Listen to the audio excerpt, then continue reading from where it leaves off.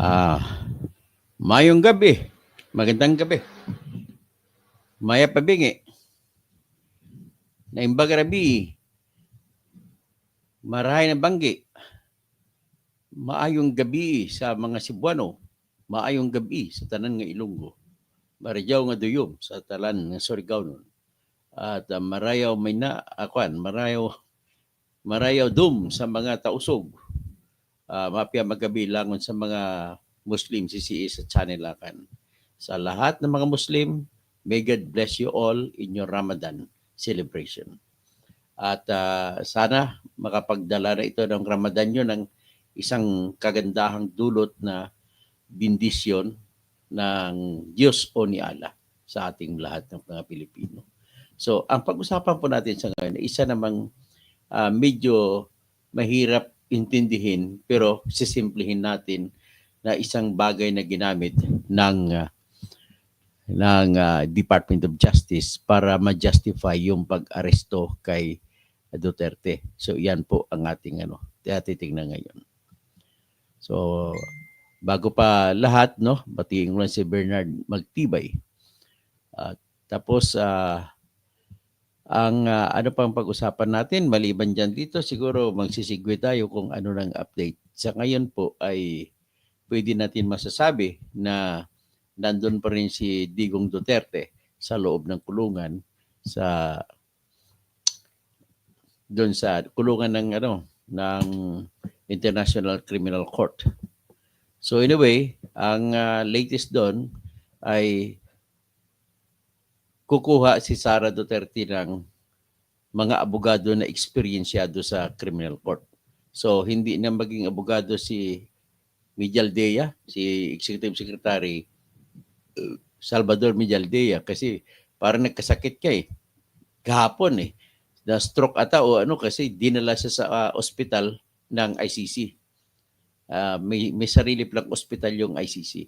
Tapos si Harry Roque ay hindi muna nilagay. So Sara Duterte deemed it wise na huwag na lang isama si Harry Roque sa team ng defense, which is very good naman according to Justice Antonio Carpio, kasi baka maungkat, baka may presenta during the hearing yung video ni Harry Roque nung siya ay lumalaban pa laban kay Duterte. Marinig siya nga, Duterte is a mad killer.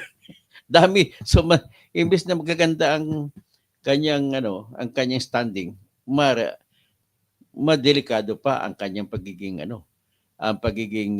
abogado niya para kay Duterte. So imagine kasi si Harry Roque noon ay human rights lawyer. Ngayon human wrong lawyer na siya according to Percy Lapid nung buhay pa si Percy.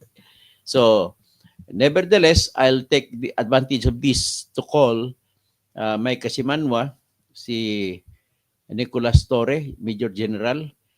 Arestuhin naman ninyo si Bantag.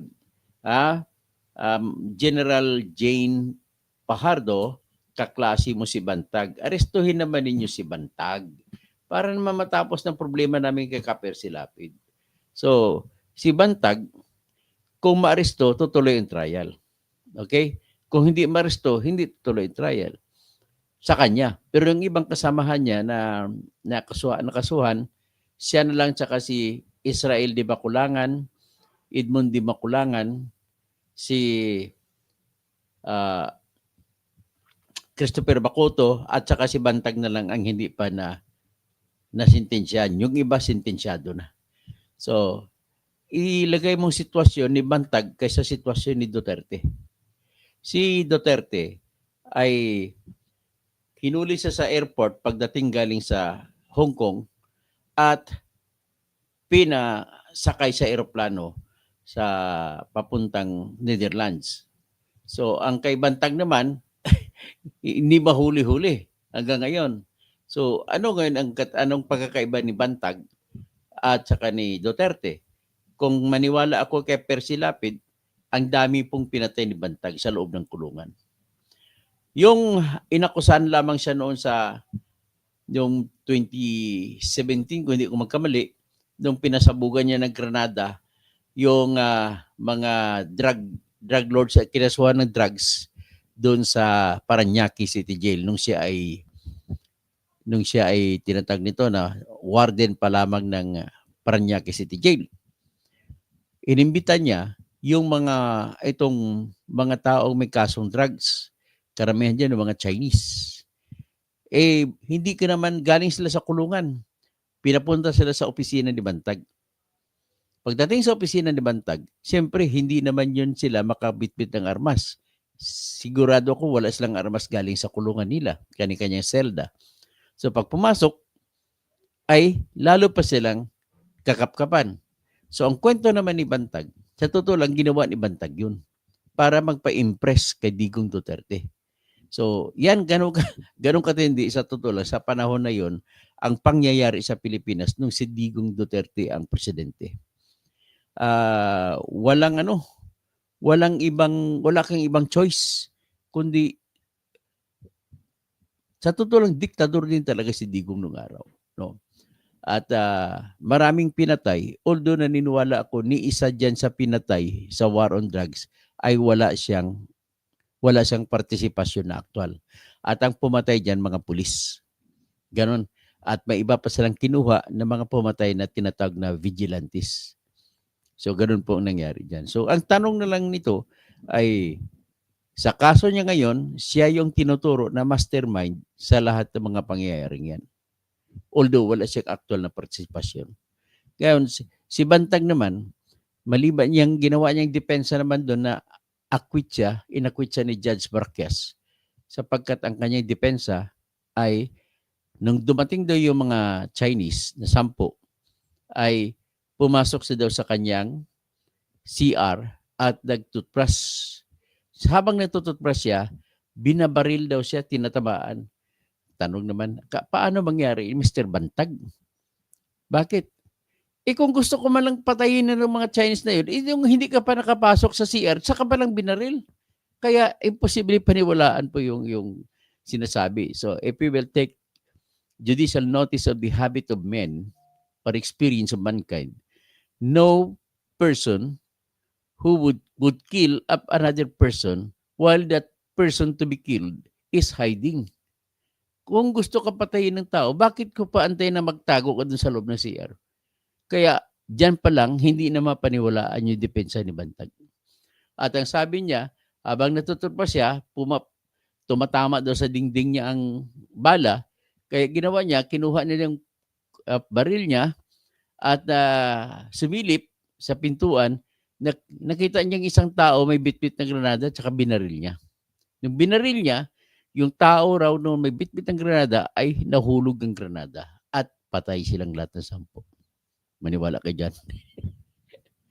So, kinikwento ko lamang yung 10 ang patay doon. So, ang tanong, napatay yun sa panahon ni Duterte. Can we now blame Duterte for that? Ang problema lang ni Duterte nito, hindi naparusahan so si Bantag. Very clear naman. Pero ang sino bang nag-acquit sa kanya, si Duterte ba? Hindi. At least si Bantag, kinasuhan. Ang problema lang, yung judge ay pinaniwalaan yung kanyang depensa. Which is hindi, sumali talaga ang desisyon na yun. So, according to Percy Lapid, nung doon na siya sikwan, na-impress si Duterte sa kanya, kaya tinanggal yung Marines, ex-Marines, na si Major, yung ex-Marines tinanggal. Pinalitan siya at yung pinalit si Bantag. Nung pumalit si Bantag, panahon yun ng COVID-19. So, ng COVID-19, sinamantala ko noon ni Bantag, sabi ni Kaper Silapid nung buhay pa siya, yung COVID. At ang nangyari, marami siyang pinalaya na mga high profile na mga bilanggo, mga drug lord. Pinalaya niya katumbas ng pagbayad ng 100 million. Ang binayad ni si Amin Buratong 300 million. So pinalabas niya na patay na sa COVID. Ganun po ginamit niyang kubod. Tapos saan siya kumuha ng bangkay na susunugin? Sa crematorium. Ang dami pala nilang deposito na patay na preso na hindi ni-report, nakalagay lang sa morgue. Doon sila kumukuha ng patay at ipadala sa crematorium at palabasin na si JB Sebastian yan. Kaya sabi ni Kaper Silapid, si JB Sebastian na hindi totoong patay. Nasa Amerika na, nakasibat, ibang pangalan ang gamit. Ganon din si Amin Buratong ay iba lang pangalan ng gamit at saka nagpa-plastic surgery na. Yun ang sabi ni Kaper Silapid. So, nakita nyo ng dahilan kung bakit sobrang galit si Bantag. Dagdagan pa ni Kaper Sina. Binidyo niya, ni-live stream niya yung mansion ni Bantag doon sa Phase 4 ng Bill Air doon sa Santa Rosa, Laguna. At nakita yung mansion, 2 stories. At sa gilid ng kalsada, katabi ng mansion, ay may tinatawag na na 11 sasakyan. Ang gara mga sasakyan, mamahalin. So, yan ang sinabi. Tapos, galit na galit si Bantag. September 5, 2022 yun, inilabas ni Percy Lapid. Kaya ng September 9 mismo, Pinlano, pinapatay niya si Kaper Silapid. At October 3, 2022, pinatay si Percy Lapid. Inabangan siya doon sa pagpasok niya sa gate ng Santa Catalina Subdivision. Santa Catalina Gate ng San Beda Subdivision, nasakop doon sa BF Homes. So, yan. So, ngayon si Duterte naman, ma-attribute ba natin kay Duterte? Pwede natin sabihin na yung pagpatay ka Percy Lapid, hindi panahon ni Marcos yun eh. Hindi na may attribute. Pero pagbalik tayo, ang daming ginawa na pinatay nila sa loob ng bilangguan na sakop din kay Duterte yun. Sa panahon ni Duterte. At involved din dyan sinasabi niya na yung general na si Debold Sinas nung naging NCRPO head chief pa siya bago siya maging PNP chief. So, sinasariwa ko lang ang nakaraan para na lang marami ding ibang pinatay. Ngayon, ibig sabihin, sinasariwa ko nakaraan para naman mabigyan yung importansya gaano ba kahalaga na dapat mahuli si Duterte at malagay sa trial. So, in fairness naman kay Duterte, ako naniwala ako ni isang pinatay doon. Wala siyang hindi siyang pumatay, mga pulis lang lahat.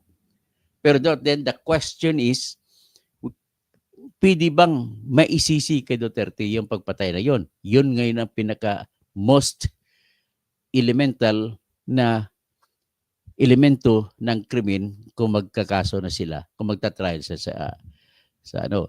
International Criminal Court. Okay, punta tayo ngayon. Tapos, pagkatapos na huli ni Duterte, ang mga tao ni Duterte, ang anak niya, nagsampa ng kaso na habeas corpus.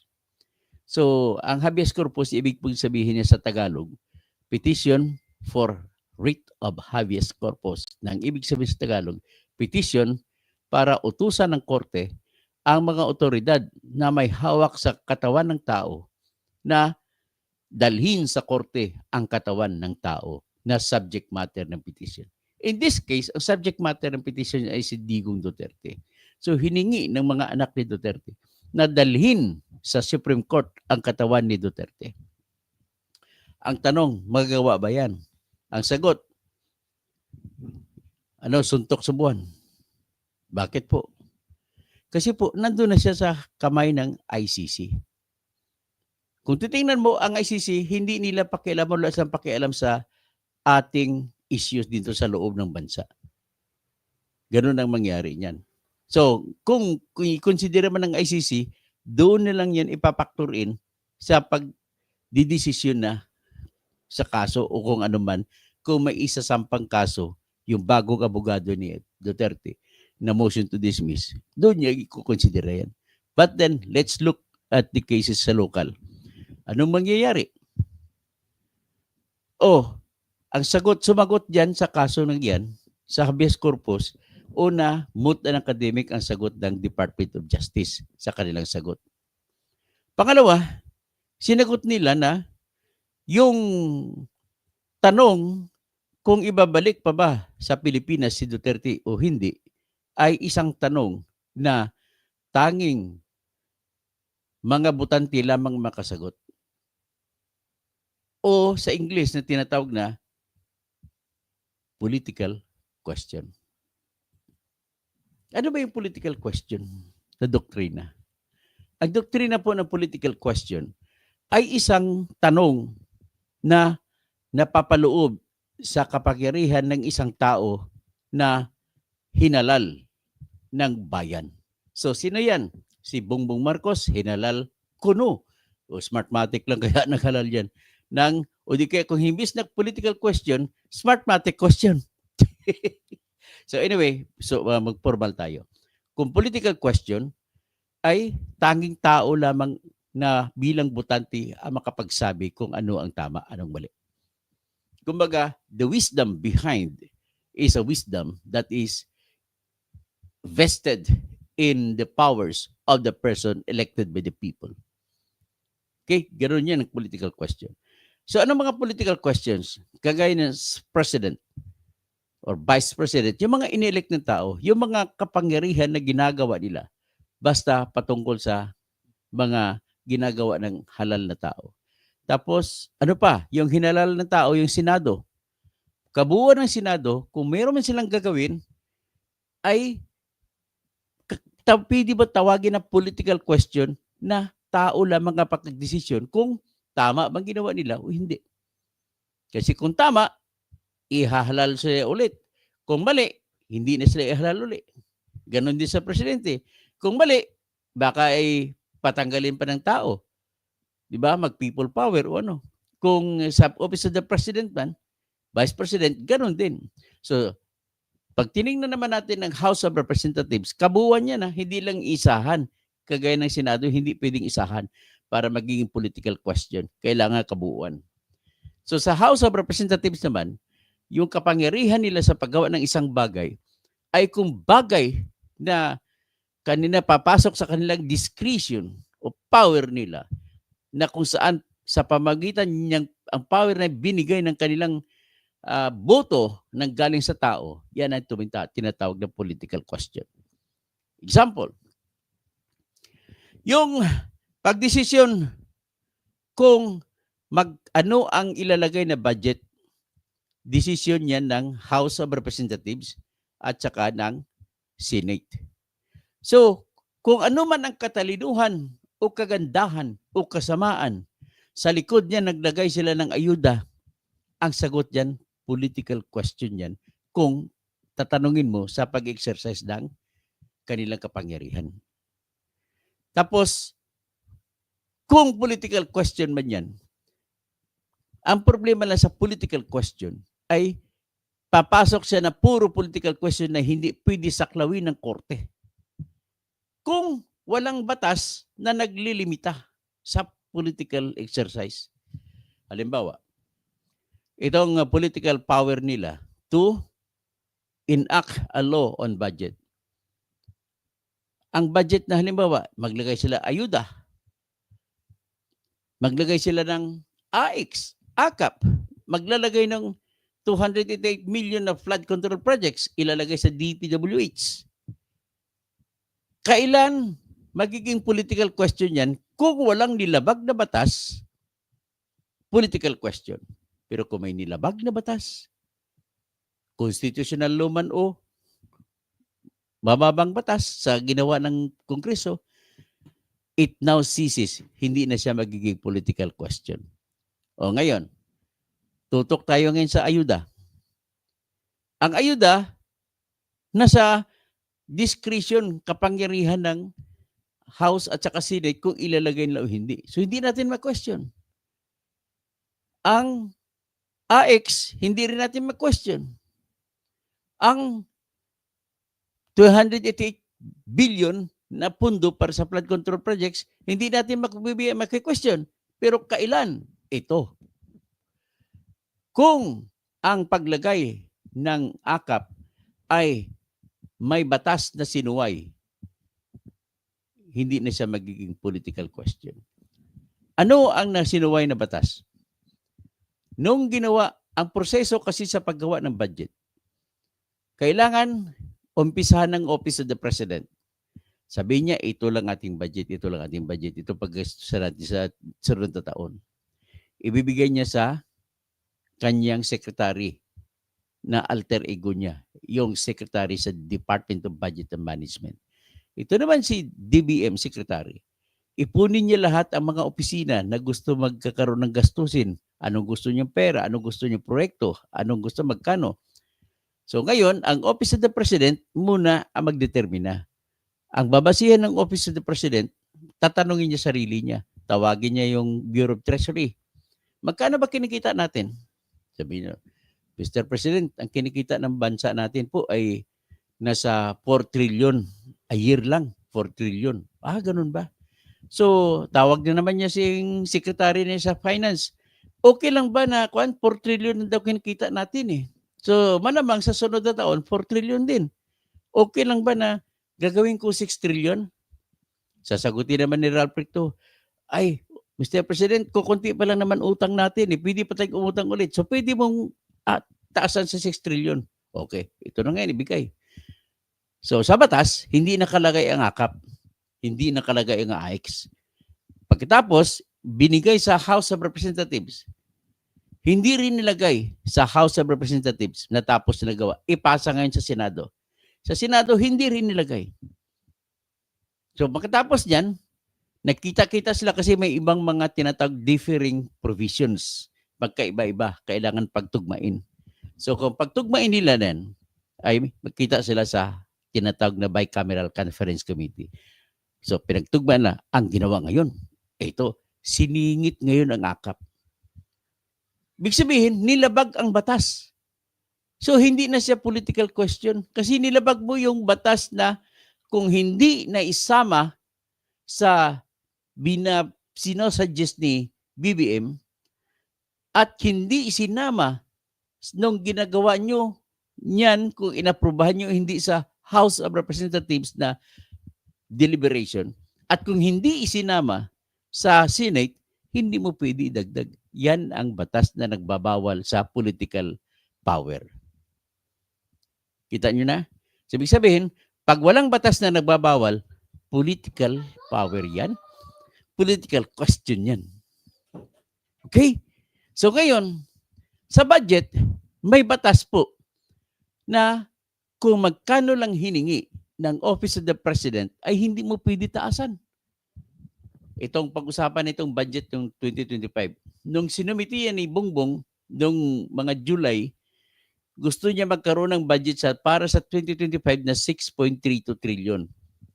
Ito naman dahil ganon, utos ng konstitusyon yan, itong mga congressman naman, pinataasan, pinasobra pa. It turned out, pati mga senado, sumobra pa sa 6.32. Dahil binabawalan ng batas yan sa ilalim ng Section 26, Article 6 ng ating konstitusyon, na bawal taasan kung ano ang budget na binigay ng presidente. Hindi ka pwede magtaas. So that now stops. It is no longer a political question. It becomes now a justiciable question na papasok na ngayon ang Supreme Court. Yan lang naman ang importansya ng political question. Kung papasok sa Supreme Court, ibig sabihin may justiciable, may issue, may controversy, at may paglabag sa batas. Yan ang numero 1. So kung walang paglabag sa batas, sagot yan, political question, hindi pwede makialam ang Supreme Court. O, ito na ngayon. Papasok tayo ngayon. Dito na tayo ngayon sa usapin sa pag-aresto kay Duterte. Ang aresto ba ni Duterte ay political question o political na tanong? Unfortunately, yan po ang sinabi ng Department of Justice. O ipakita ko sa inyo ang sinabi ng Department of Justice.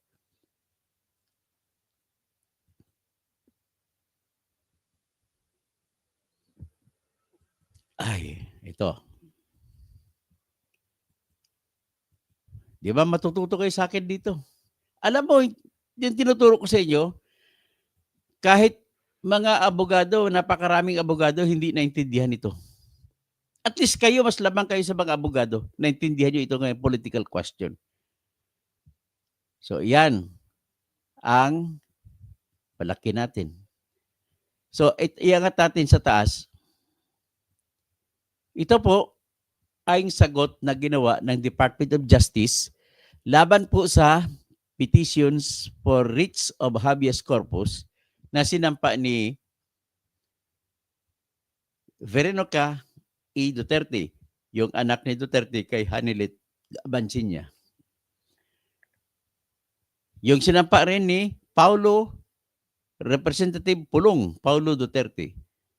na sinampa niya rin ito. At yung isa pa, dalawa lang. So, dalawang kaso. So, rito habeas corpus, si Basti pa. Tatlong mga anak niya. Si Sebastian Z. Duterte, nagsampa.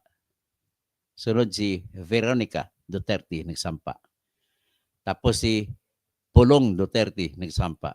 Ang hiningi nila sa Supreme Court na utusan ang pamahalaang Pilipinas sa katauhan ni Lucas B. Bersamin na siyang Executive Secretary ng Pilipinas sa ilalim ni Bongbong Marcos.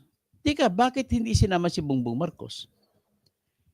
Hindi po dapat isama si Bongbong Marcos, kundi si Executive Secretary lang. Ang rason, dahil po immune from suit ang presidente. May nakita na kayo, may alam na kayo na batas. Hindi mo pwedeng kasuhan ang presidente. Immune from suit. So, ang kinasuhan lamang ay yung kanyang Executive Secretary, si Lucas Bersamin. Tapos kinasuhan din yung kanyang alter ego na si Jesus Crispin C. Remulla o si Boying Remulla bilang Secretary ng Department of Justice. Kinasuhan din ang kapatid ni Boying na si John Vic Remulla bilang Secretary ng Department of the Interior and Local Government. Kinasuhan din si Police General Romel Francisco Marbil bilang hepe ng Philippine National Police na siyang actual na umaresto kay Duterte. At kinasuhan din yung kanyang tao na si Police Major General Nicolas Torre III na siyang hepe ng Criminal Investigation and Detection Group na siyang actual na umaresto kay Duterte. Kinasuhan din si Minardo Guevara na siyang Solicitor General ng ating bansa bilang siya ang lawyer ng State of the Philippines. So kinasuhan din yung Enrique Manalo, General Romeo S. Browner Jr. at saka si Lieutenant General Antonio G. Alcantara. Hindi ko alam kung sino si Enrique Manalo. But nevertheless, ang kaso nila ay hiningi nila sa mga taong ito na utusan sila ng Supreme Court na dalhin sa Supreme Court ang katawan ni Digong Duterte. O kahit sino nga naman Paano madadala pa ba yun? Di ba? Hawak na ng ICC. Hindi naman pwede sa copy ng Supreme Court ng ICC. Kaya ba? Hindi po. Hindi kaya. Maliban na lamang kung volunteer na ibibigay ng ICC sa Supreme Court ng Pilipinas. Ganun po yun. So ngayon, dahil hindi, ano ngayon mangyayari?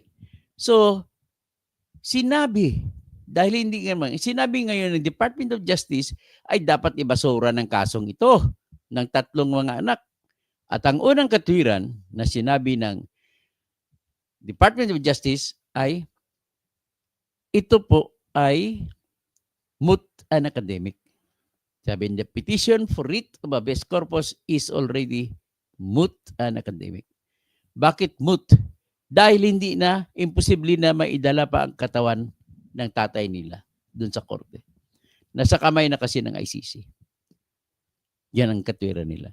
So, ibig sabihin, kung mag-decision man ang Supreme Court pabor sa kanila, hindi na rin ma-implement, hindi na maipapatupad ang desisyon ng Supreme Court.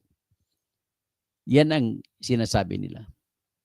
But then, kung ako tanungin mo, hindi siya magiging moot and academic. Sinabi ni retired Justice Antonio Carpio na moot and academic. Marami ang nagsasabi na moot and academic. So, ibig sabihin, kahit ganon, meron pa rin kukunti na mga utak ng abogado na nagsasabi, hindi pa siya moot and academic. Ibig sabihin na moot and academic, ulitin ko lang, hindi na maipapatupad, kaya useless na dinggin pa rin ang kaso.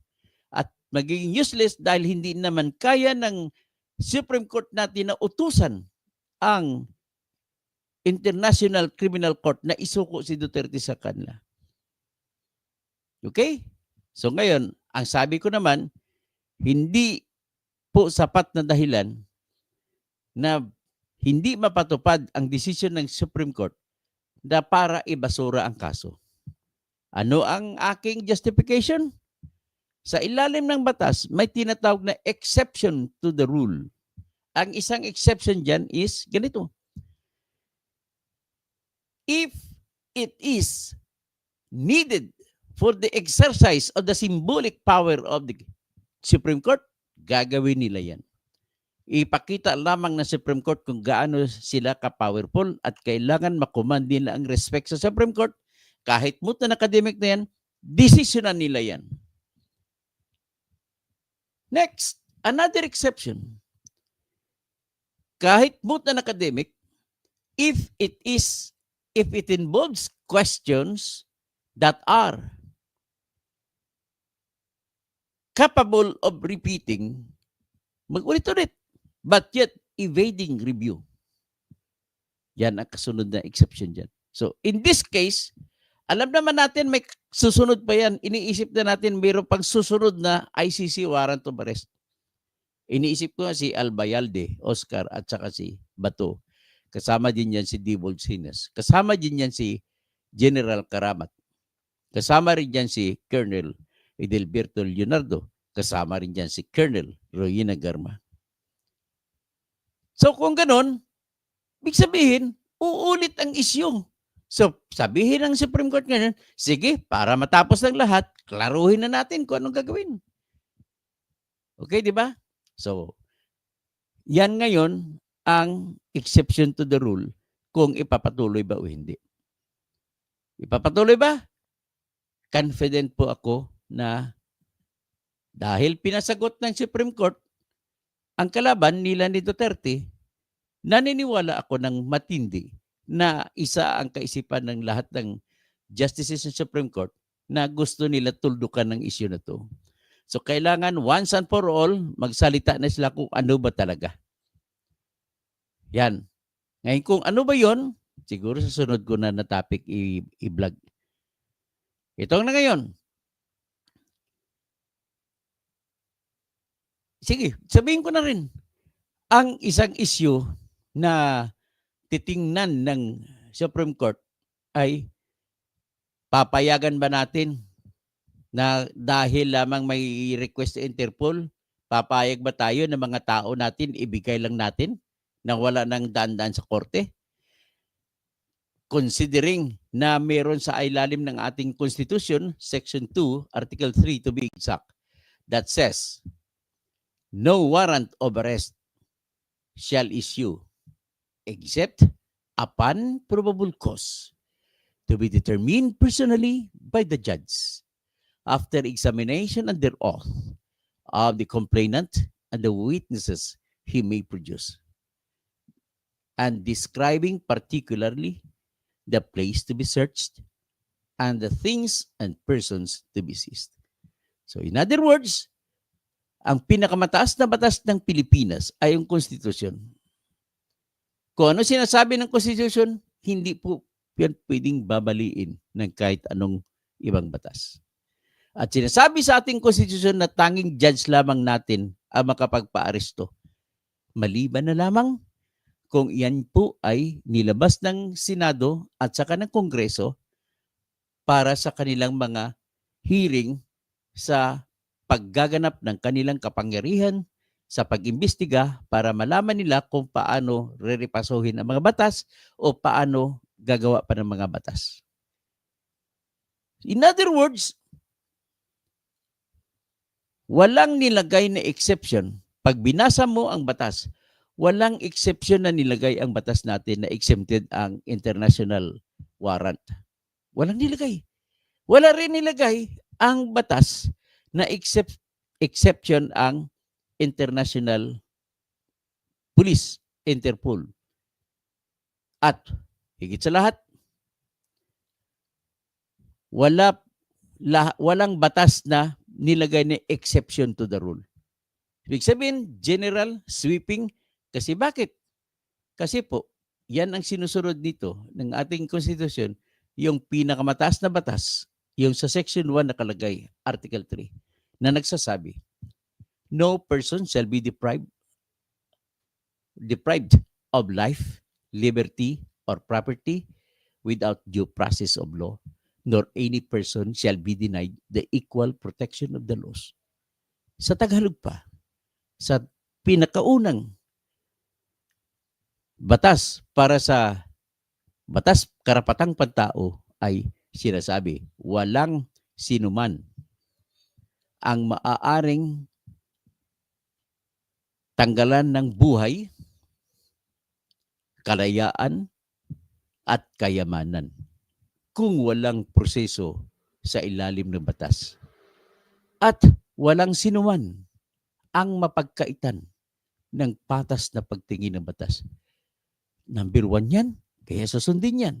At kung susundin yan, sa tingin mo ba, matutupad dyan yung utos na yan kung ibigay lang natin karakaraka si Duterte dahil may Interpol na utos, may Interpol na connection? Yan ang mga tanong dyan. Yan ang isa sa mga tanong na dapat tuldukan na ngayon ng ating Supreme Court kung pagbibigyan pa ba nila yan o tama na yan. Yan ang unang tanong. So sa ngayon, sabi nila, hindi, attorney.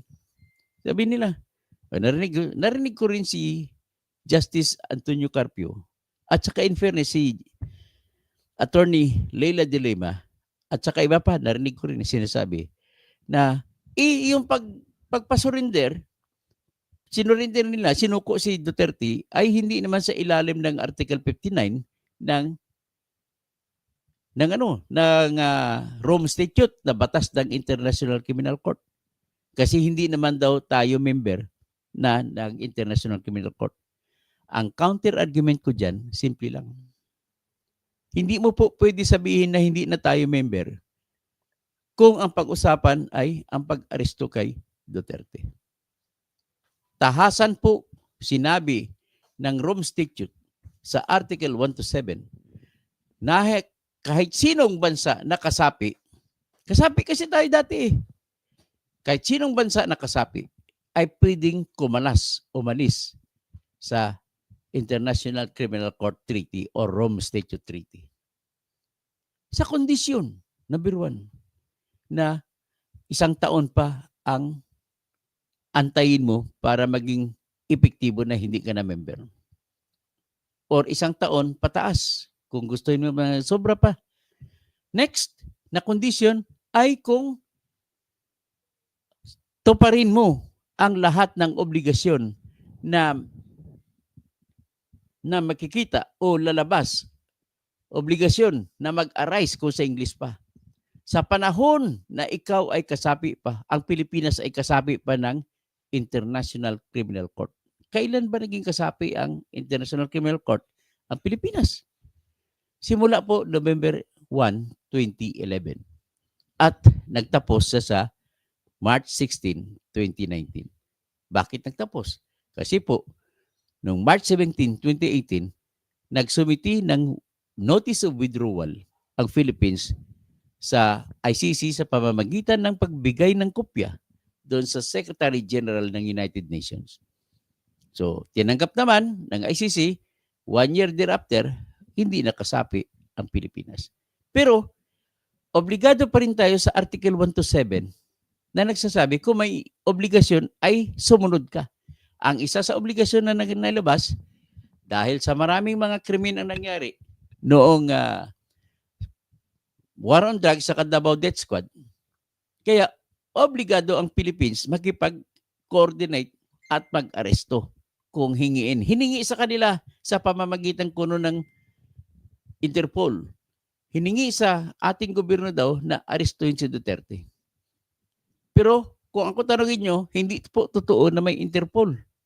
Kasi wala akong nakitang ebidensya na may Interpol na nakialam. Bagkus, direkta na binigay ng International Criminal Court ang warrant of arrest sa ating gobyerno. So ngayon, ang mangyari ngayon, ang argumento nila ay ah, hindi na mag-apply ang Article 59 pero sinabi ko mali. So ngayon, isa rin yan sa bagay na desisyonan ngayon ng Supreme Court na bakit hindi nila gawing moot and academic ang kasong mga habeas corpus na sinampa ng mga anak ni Duterte. Doon magdedesisyon ngayon ang Supreme Court. Sundin ba natin ang Article 59 o hindi? Kasi katotohanan naman na hindi na tayo membro. Susundin ba natin ang sinasabi ng Article 59? Bakit ano bang nilagay sa Article 59? Nakalagay po kasi sa Article 59, oras na maaresto mo yung kagaya kay Duterte na may warrant of arrest galing sa International Criminal Court, kailangan yung mga naarestong tao ay dalhin mo kaagad sa korte o sa competent judicial authority. Ano bang ibig sabihin ng competent judicial authority? Yan po ay korte. Wala nang iba. Kaya mali po yung Department of Justice sa pagsasabi na sila ay competent judicial authority. Nakakahiya naman kayo, Boying. You go back to law school. Pati yung mga tao mo, si Prosecutor General Richard Anthony Padulyon, balik kayo sa law school. Pagtapos ganun din sa Yusek Felix, Nicolas Felix T. Balik kayo sa law school. Pati rin sa University of St. Lasal, Law School, Dean Ralph Sarmiento. Balik kayo sa law school. Pag sinabi nyo hindi pwede yung Article 59 kasi hindi na tayo membre. Nakalimutan ninyo na conveniently you forgot na Article 1 to 7 nagsasabi na kahit hindi ka na member, you are obligated to act like a member para arestuhin si Duterte dahil obligasyon yan na namuo sa panahon na ang Pilipinas ay kasabi pa ng International Criminal Court. Nevertheless, whatever it is, yan din po ang isa sa mga issue, pangalawang issue na desisyonan ng Supreme Court. Kung dapat nga ba sundin o hindi sa kaso kagaya kay Duterte. So sino pa ba? Marami pang ibang susunod yan. Si Bato. Pag inaresto si Bato, dapat bang sundin yan o hindi? Sa kasunod pa si Albayalde, arestuhin. Dapat bang sundin yan o hindi? Yung Article 59. Kasunod yan, madadamay din yan. Tataka naman ako bakit si Vitaliano Aguirre hindi sinama. O yung iba pa, pag inaresto na, dapat bang sundin yung Article 59 o hindi? So ibig sabihin, yung kasong ito, hindi ito ibabasura ng Supreme Court na ganun-ganun lang. Desisyonan ito ng Supreme Court na ganito. Sa issue kung dadalhin si Duterte sa Supreme Court o hindi, denied because of impossibility, because of supervening event. A supervening event na tinatawag namin ay kung mayroong isang insidente na nangyari na hindi kaya ipatupad ang decision ng Supreme Court, ang tawag diyan supervening event. O how do you pronounce it? Supervening event. Tapos, ang sunod decision, mag-decision din from now on, the Philippines must observe Article 59 insofar as the arrest of persons being charged with crime against humanity as long as the facts of the case involved are those facts that happened during the period from 1 November 2011 up to 16 March 2019. During which time, the Philippines was still a member. So yan ang sasabihin. And I'm positive na ganun po ang kaisipan ng Supreme Court. Although without dictating upon them, kasi mas matalino naman Supreme Court sa akin, hindi ko sila kayang kumbinsin. But then, my studied opinion based on laws, based on the principle of laws, ay yan po ang sasabihin. It's either kung sasabihin ng Supreme Court na pwede nang hindi i-observe or sasabihin dapat i-observe ang Article 59. Sa tanong naman, kung dapat bang ibigay ka agad-agad, karaka-raka, ang sino bang tao na sa loob ng Pilipinas, ibigay ka agad-agad doon sa Interpol dahil lamang nag-request ang Interpol. Pwede bang gawin yan? Magdedesisyon ngayon sa Supreme Court dyan whether to have it pass through the courts or direkta. Pero naniniwala ko na mag-uutos ang Supreme Court, idaan nyo lahat sa korte, sa ating korte. Kasi ang korte na mamayani sa ating konstitusyon na nag-utos, only the judge of our local courts can determine whether to issue warrant of arrest or not. After examination under oath, the complainant and the witnesses may be produced and describing particularly the place to be searched and the things and persons to be seized. Ganun po yun. So confident po ako dyan. At nung tinanong din naman ni Christian Isguera, na isang vlogger din, na magaling na vlogger, si guest niya si former Justice Antonio Carpio, kung si Antonio Carpio ay justice pa rin ng Supreme Court, ang maging desisyon niya, sabi niya, kung ako magdidesisyon yan, ay dapat dadaan lahat sa korte.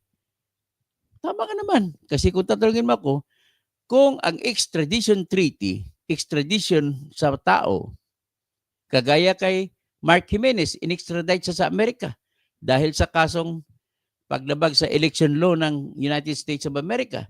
Nung namigay siya ng campaign funds kay Bill Clinton, kinasuhan siya doon.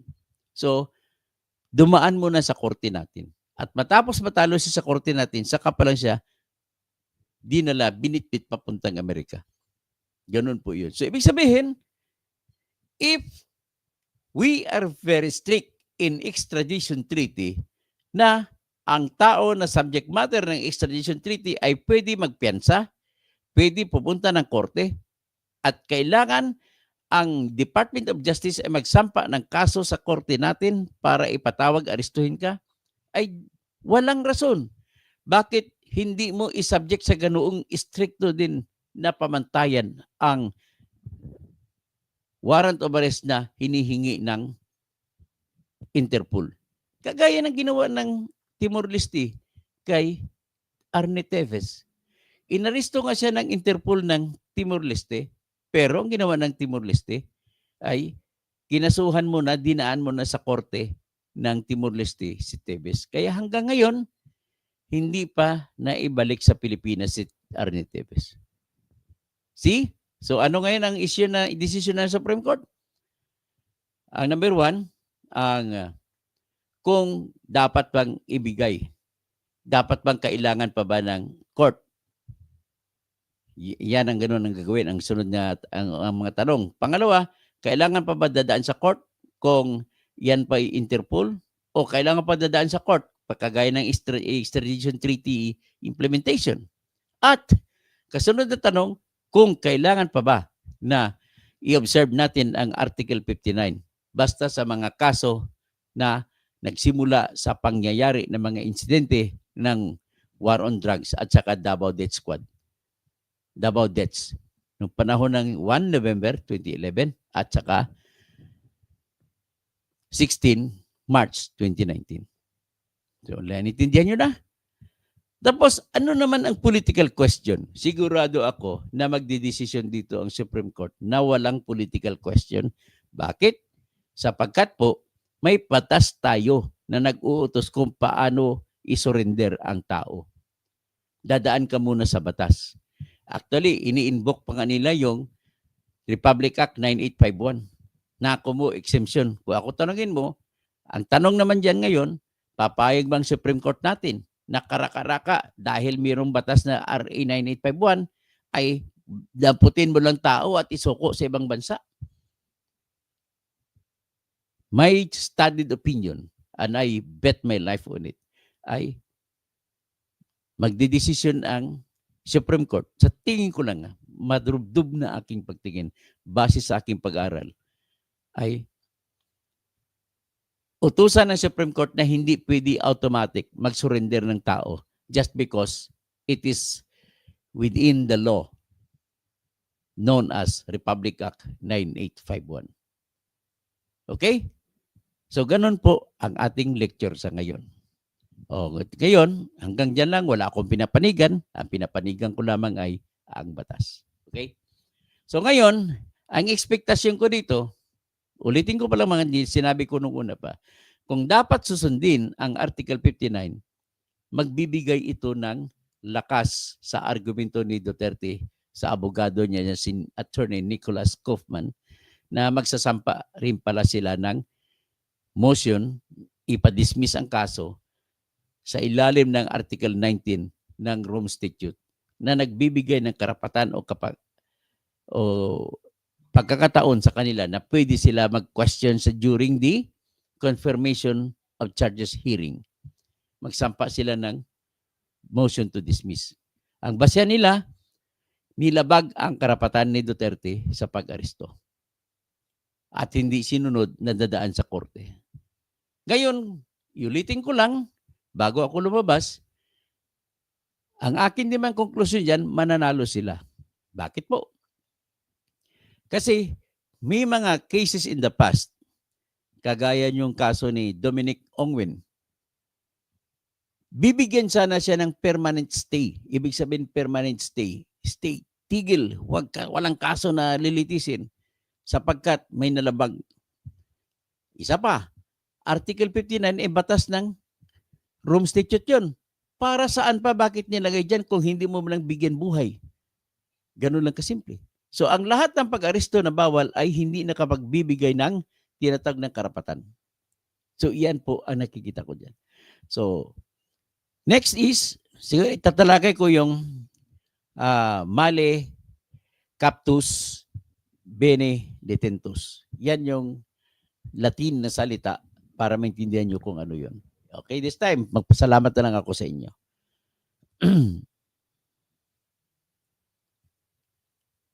So, Bernard Magtibay, magandang gabi. Tapos si Racket, good morning. Ay, good morning na ba? Ay, hindi sa kanilang lugar, good morning. Tapos si Bobby Cortez, good evening, Dr. Toto Kausig, my teacher, legal matters. Celia Marqueses, Manang Celia. Pastor Rodi Rabi, magandang gabi. Tapos si Vivian Saremo, baka wala na si Bantag para hindi kumanta. Nako, maganda yung sana, marami natang namatay sa kinanta niya eh. Si Pastor Rodi Rabi will vote straight, Bonyog, number 87. Si Rico Evangelista, Engineer Dr. Toto, tinanggal na ba kayo ng Bonyog? Bakit wala natuto Bonyog? Hindi naman tinanggal. Ano lang, para lang maging neutral tayo. Kasi siyempre suporta pa rin ako 100% sa Bonyog. Kaya kinakampanya ko na dapat manalo ang Bonyog. So, Rodi Rabi, Josefa Celestino Garfield, good evening mga kabunyog.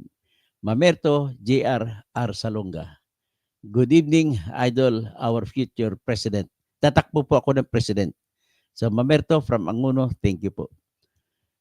Sa 2028, kalabanin ko si Sara Duterte. Kalabanin ko si Rafi Tolfo. Kalabanin ko kung sino pa yung magtakbo, si Chis Escudero, si Grace Po, sino pa, si Risa Ontiveros, at saka si Martin Romualdez, kung sino man sila kanila titakbo, I will debate with them.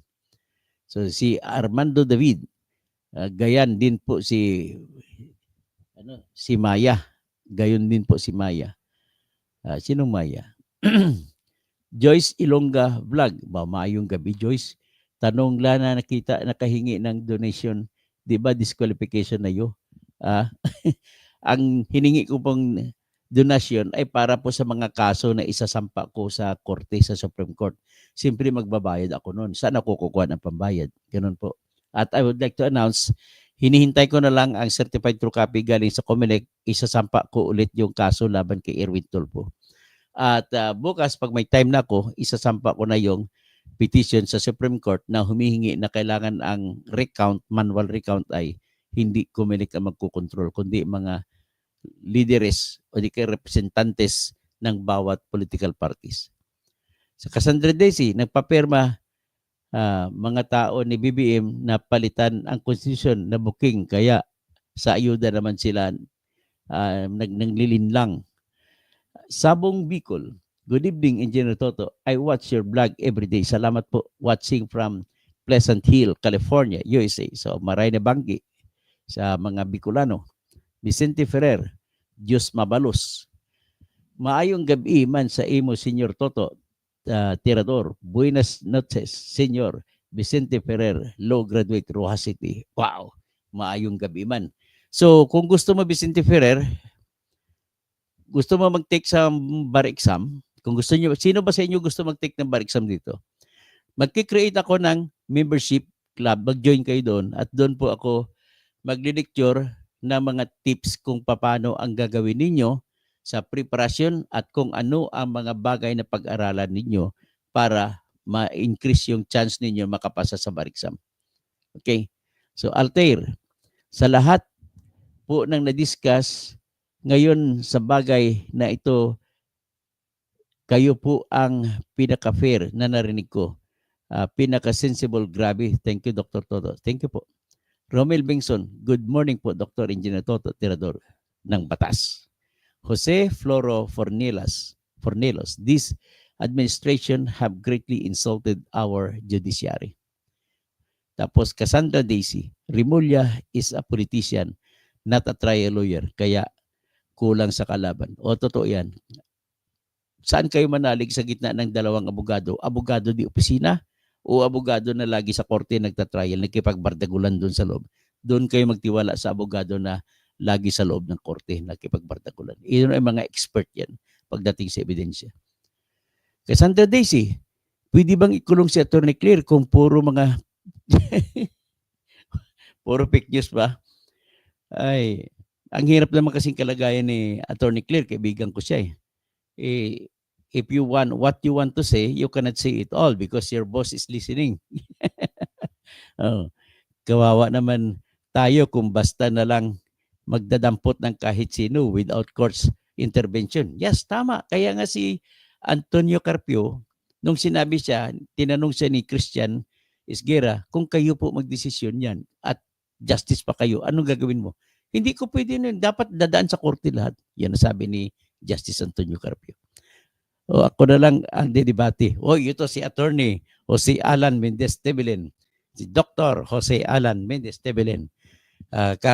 Recently, he was conferred the doctorate degree by the Manuel L. Quezon University College of Law. O, congratulations. Yan lang muna tayo ha. At least hindi tayo tumitira, wala tayong tinitira, batas lang sa atin ang tinitingnan. At siyempre, naniniwala ako na mananaig si Duterte sa argumento na dahil mali ang pagka-aresto ay magiging lack of jurisdiction over the person of Duterte na siya. Ngayon, kung walang jurisdiction sa katawan ni Duterte, ang ibig sabihin, bawal lilitisin. Kagaya lang ng kay Bantag, hindi mo pa na-acquire jurisdiction kasi hindi pa na-aresto. So, hindi ka pa baka pwede mag-trial. So, parang ganun lang, parang na-wanted na hindi napakita. Parang ganun. Hindi naman pwede na gagamitin ng ICC ang katotohanan na sa kamay na nila si Duterte. Pero, pag ginamit nila yan, ibig sabihin, kinonsente nila yung illegal na paghuhuli. Okay? So, maraming nag-argumento na sinasabi, sa next time ko na i-vlog, sabi niya, mali captus, beni detentus. Nag-ibig sabihin, masama man ang pagkahuli, pero hindi yung pagka-detain. I-discuss ko sa inyo, maraming mga jurisdiction, iba ginagalang yan. Iba hindi ginagalang. In other words, I just want to impress upon you na hindi pa yan settled law. Hindi pa yan customary law. So if you are learned in international law, only those things that are considered as customary in every country in the world can be considered as international law. Okay? So, kailangan dito, number one na doctrine argumento dito na dapat sundin ng Article 59 is the doctrine of pacta sunt servanda. The Philippines must comply in good faith with all the terms and conditions of the treaty that it entered into at the time. And even if it left, as long as there is that obligation for it to cooperate under Article 127 of the Rome Statute, then it is as good as saying that it is a member of this International Criminal Court insofar as all the incidents that arose from the period within which the Philippines was still a member. So, magandang gabi po. Good night, good evening. Diyos mabalos.